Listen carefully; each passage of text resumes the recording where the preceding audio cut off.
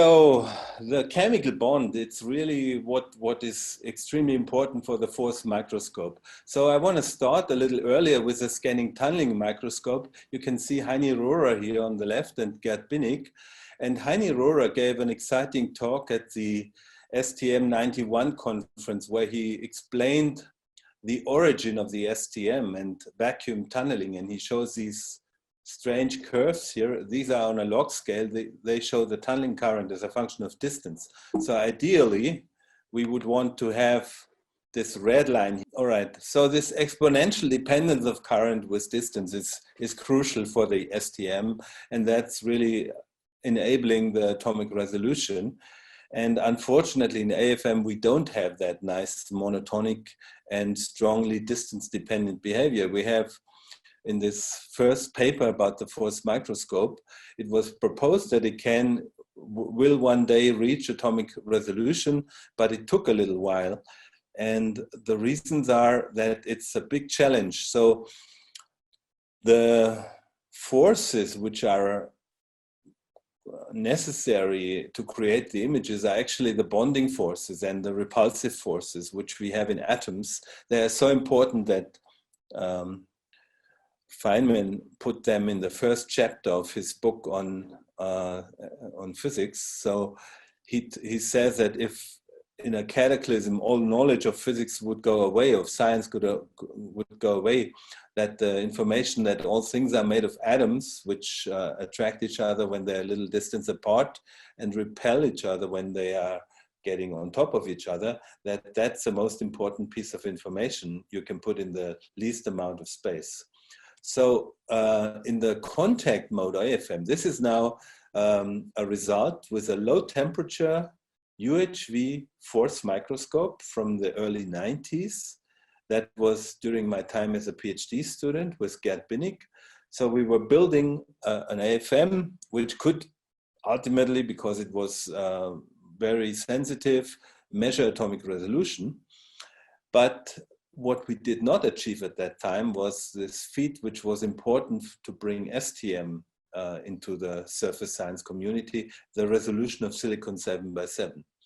Actually, at this time, my PhD advisor, Gerd Binnig, had given up already on silicon because he thought it's too difficult, because it's so reactive that when you bring the tip close, it will react and it will just form a strong bond. And then you basically destroy your sample and your tip when you start scanning. So the challenges we had to face there were that the atomic forces are concealed. I mean, the chemical bonding forces are concealed behind much stronger van der Waals forces.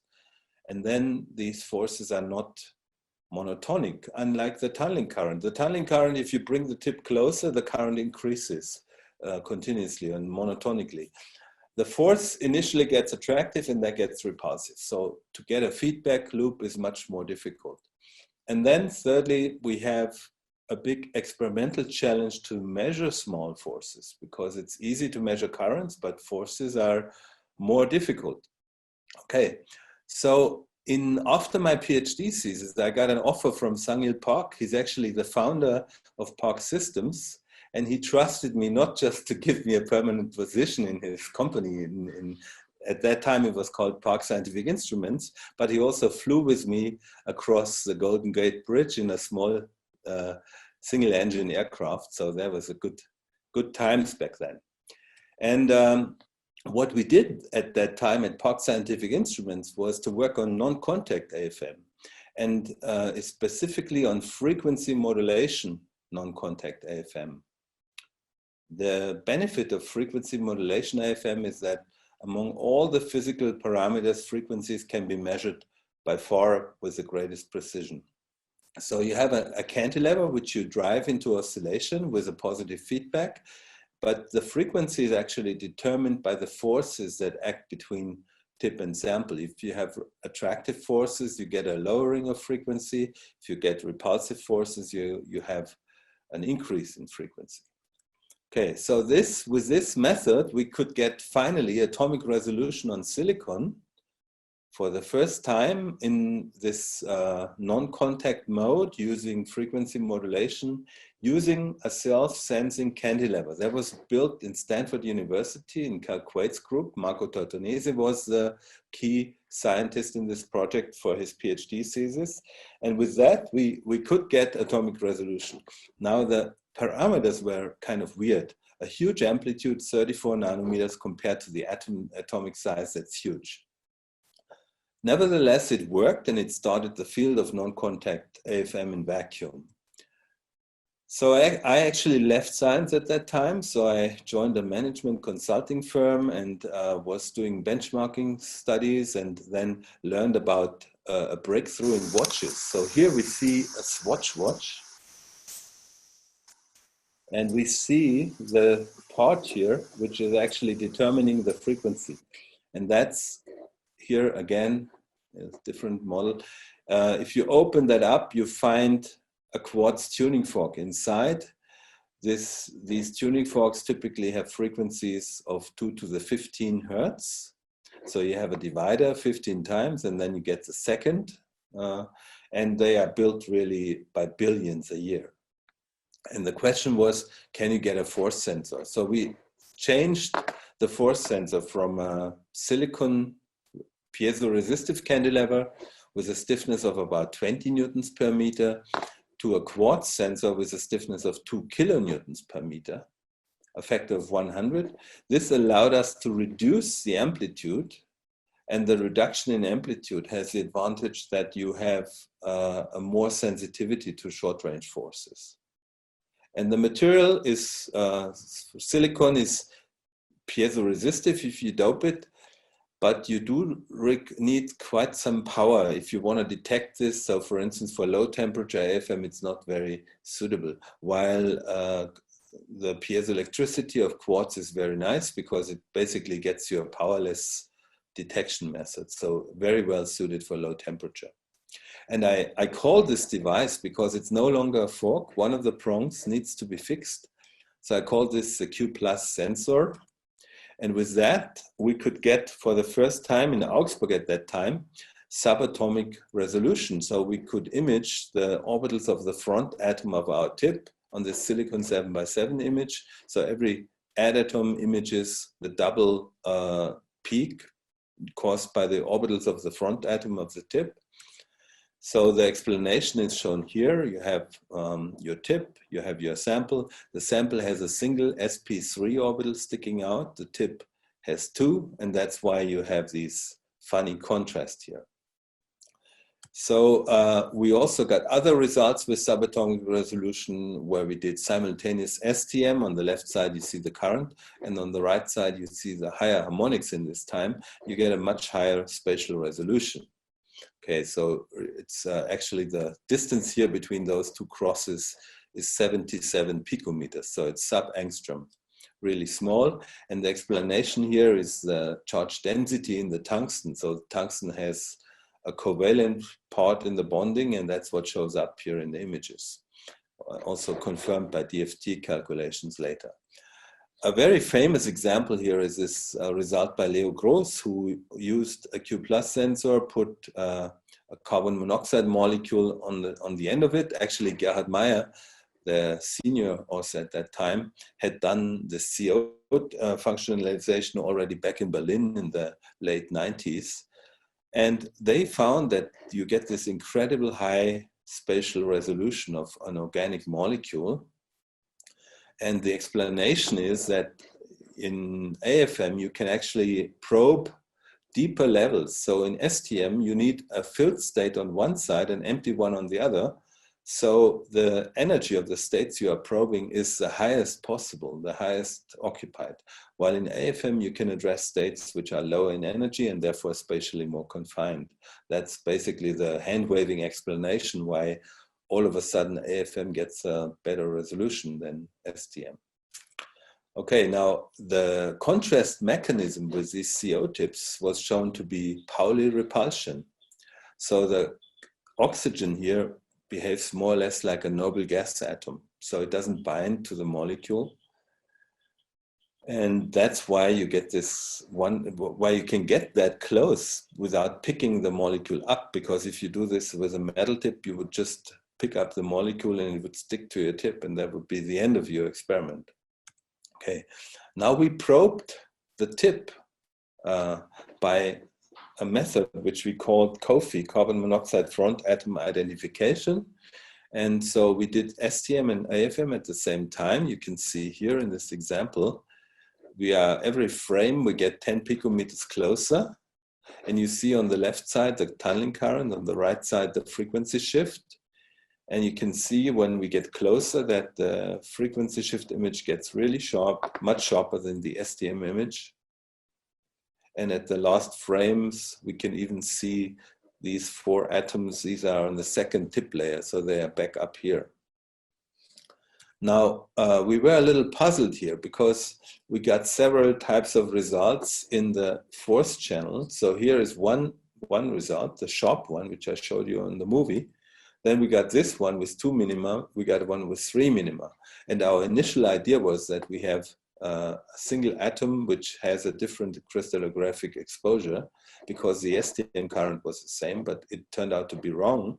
It's actually 3 atom tip here. So we have a 3 atom tip here. The STM looks exactly the same. So it really shows you how widely extended the current really is compared to the force. All right, now using these small amplitudes and stiff levers, you can see some evolution in the image quality on silicon. So in 95, we have this first result with a piezo lever. In 2000, there's a nice result from the Basel group who used an optical detection in a normal silicon cantilever.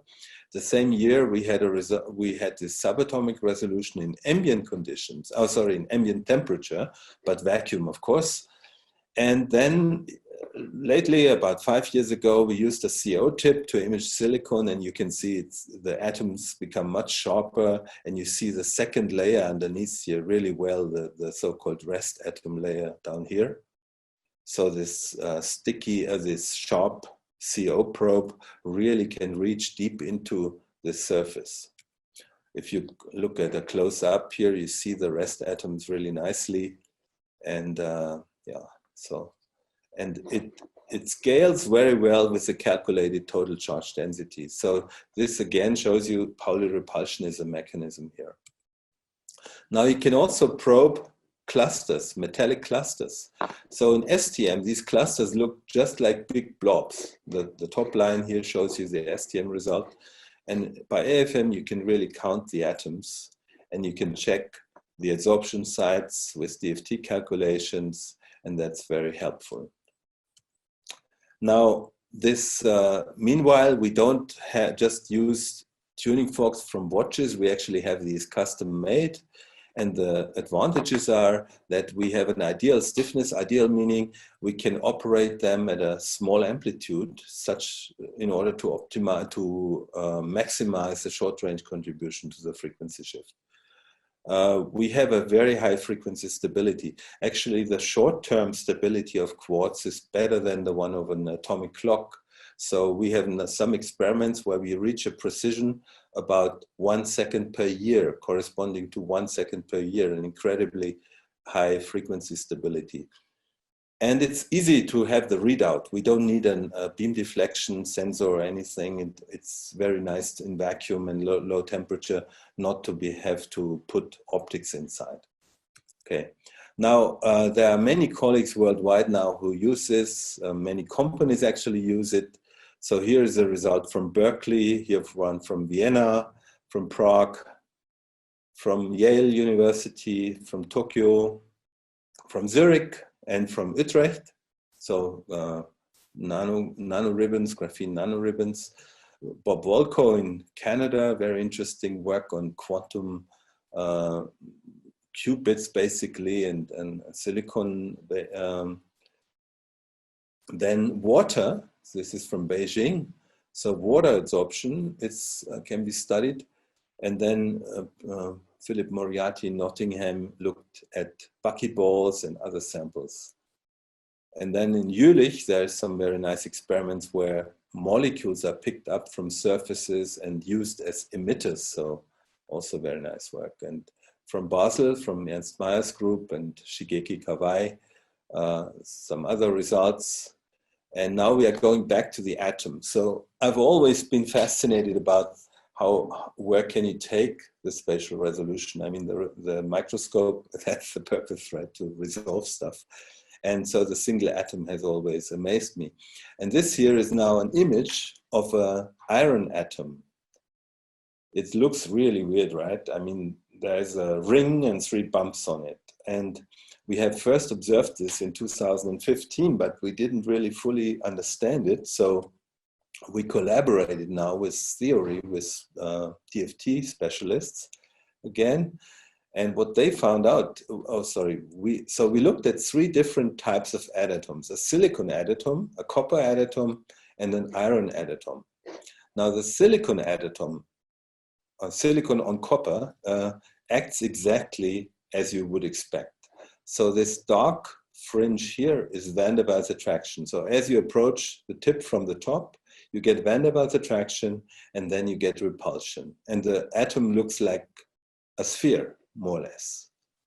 If you look at copper, it looks more interesting. So you get van der Waals attraction, and then you get some shoulder, and then you get a strong attraction in the center. But if you're a little to the left or to the right, you see Pauli repulsion again. So that's why the atom appears like a ring. And in iron, it's even more interesting. You get van der Waals attraction, some Pauli repulsion, and if you overcome the barrier, you get a strong chemical attraction. And that's compared to when you look on top. The silicon looks as you would expect, just Pauli repulsion, sphere, or more or less. The copper atom looks like a ring, and the iron atom looks like a ring with 3 bumps on it. And DFT actually confirms this. The orientation of these bumps is such that the copper atoms underneath are between the bumps. So there's one here, and there's one here, one copper atom. So the iron atom sits in a trough of these 3 copper atoms. And so these are our DFT colleagues who found out that in the case of the silicon atom in the top row, there is basically no electron rearrangement. So you just have this Pauli repulsion, you have this 20 piconewton van der Waals attraction. On copper, you first see some van der Waals attraction, and then you see the shoulder, and then some chemical interaction. And you do see some hybridization, but in the case of iron, it's even stronger. So there's a strong hybridization. Basically, the CO is no longer inert. It actually forms a chemical bond, and it's a angular-dependent angular bond, which explains the bumps, the 3 bumps on top. And this is James Leonard Jones, who already 88 years ago proposed this mechanism of a transition from physisorption to chemisorption. So that's really interesting that we can see this now almost 90 years later in a real experiment. So this iron atom, these bumps are well explained also by DFT calculations. So here you can see the orientation. The bumps are actually here, as I said, at the hollow sites, and the copper atoms underneath are here and here and here. So for copper, you see, when you get even closer, you see a cusp inside. So basically you can say it's another Pauli repulsion when you get into an inner atomic shell. And then on the other end, if we go very far away, so where we don't have any distortions anymore, that's also very interesting. So Alex Liebig looked, and co-workers in my group looked at calcium fluoride at a very far distance. And here you see the frequency shifts are in the millihertz regime. So the forces are really now in the femtonewton regime, in the 100 femtonewton regime, down to about 10 femtonewtons. And you can really get very precise measurements without any sample or tip distortions. Okay, now, of course, ambient would be interesting. So in principle, the argument for small amplitudes also holds for ambient conditions. So we have tried for a couple of years now, and we got some nice results now already, but so far there's not a whole lot of groups who tries this. So we are very happy that we had collaborated here with Daniel Müller in Basel in the Biocenter, and found some nice, interesting experiments. And NanoSurf is now trying also the Q+ sensor for this, mainly for 2D materials. And we think that this could be a very interesting venue to look into. So at the end, I want to thank you for your attention. So the project of subatomic resolution, I actually consider this closed now. We really have everything really watertight, and I'm very happy about that. We know a lot about the chemical bonds now, about their non-monotonicities and about their angular dependencies and so forth. And we think there are very exciting opportunities in ambient conditions. I want to thank my mentors, my co-workers, and you again for your attention. Thank you. All right, thank you so much, Franz, for your exciting talk. So now it's the time to ask the questions to Franz. I see one which came in just a few minutes ago from Rebecca Savage. So our very active participant here during all the sessions. So she is asking, what does the Q+ sensor work in liquid? Okay. So far we haven't really brought the whole sensor in liquid. What we did is we used very long tips so that only the tip penetrates the water layer. All right. So one could think that maybe one could find a protective coating so that the electrodes are not shorted out by the liquid, but the Q would definitely drop a lot. So we reach Q values still a few hundred if only the tip is immersed, and we would lose that benefit, of course, if we would immerse the whole sensor. But very good question. Thank you. Okay, so let's take one more question.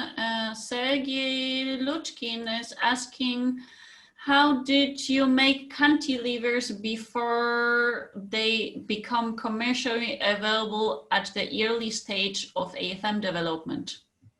Oh, I mean, so cantilevers, I mean, like in this 1986 paper on the AFM, on the first paper on AFM by Binnig, Quaid, and Gerber, they made a cantilever from gold foil. You can actually see that in the publication.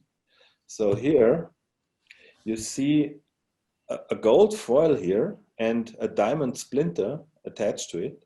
That was the cantilever. That was the first cantilever. Interesting. And then, since Gerd Binnig was spending a sabbatical in 1986 at Stanford with Calvin Quaid, and Cal Quaid had access to silicon micro machining.